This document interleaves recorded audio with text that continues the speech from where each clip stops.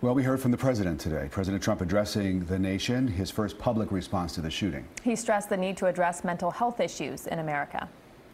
I want to speak now directly to America's children, especially those who feel lost, alone, confused, or even scared. I want you to know that you are never alone and you never will be. Mr. Trump said he'll travel to Florida to meet with the victims' families. He did not mention guns or gun control. Coming up in our next half hour, CBS4's Mola Lenghi joins us live from the White House with more on the president's address. Joining us now is Jim DeFede, host of Facing South Florida, and we want to talk about the political aspect of this. We heard from the president. We also heard today from the Attorney General, Jeff Sessions, who was speaking. He commented on the shooting this morning, but what he said about the shooting not exactly jiving with what we know about Parkland as a community. No, you can sort of tell that this administration has been so focused on the notion of MS-13 and gang members that Jeff Sessions just wrote right into that sort of playbook, and here's what he had to say.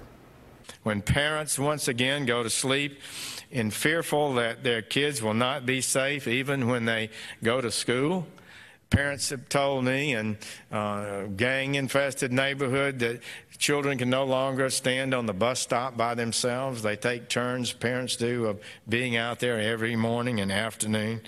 So we've got to confront the problem. There's no doubt about it. I'm not quite sure that Parkland would qualify as a gang-infested neighborhood by anyone's definition. Well, let's talk about the debate over gun reform, which is inevitable after one of these mass shootings. Sheriff Scott Israel very vocal about it. Tell us what he wants to do, and can Florida ever see this actually happen? You know, it's interesting because you listen to what Governor Scott had to say, and you listen to Scott Israel. Just a couple of things. What the governor wrote. The governor said that I wrote down. We want to make sure this never happens again. People with mental illnesses should not be allowed to have a gun. Scott Israel said the same sort of thing and talked about how he needs more power. Law enforcement needs the power to go in and deal with people who may have mental illnesses in a more aggressive way than they currently are able to. Right now, there's a rule called the Baker Act, which you can hold somebody for 72 hours.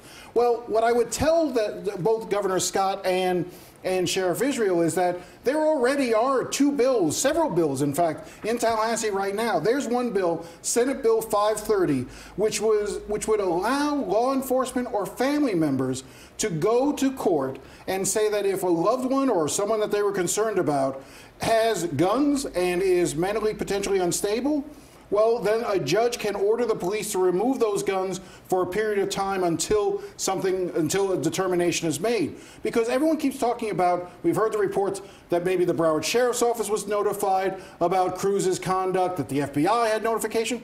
The truth is, if they had gone to his house, they wouldn't have been able to do anything. They would have. You can't just arrest someone based on a blog post. If they had interviewed him and he had 10 guns on his dining room table that were legally purchased, there's nothing they could do about that gun.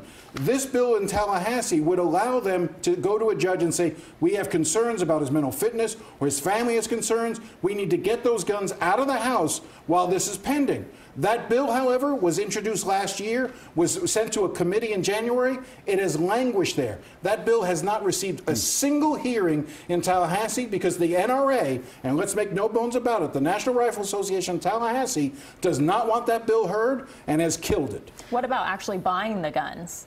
Like maybe taking the guns away, but what about actually going and buying more guns? It would prevent anyone during this period of time from also purchasing guns. So it does solve that issue. If you want to talk about mental illness, if you want to talk about mental health issues, then you have to link that to the gun itself. You can't just talk about counseling. You have to talk about while they're receiving the counseling, what do we do while they have the guns? All right, Jim. Thanks very much, Jim DeFede.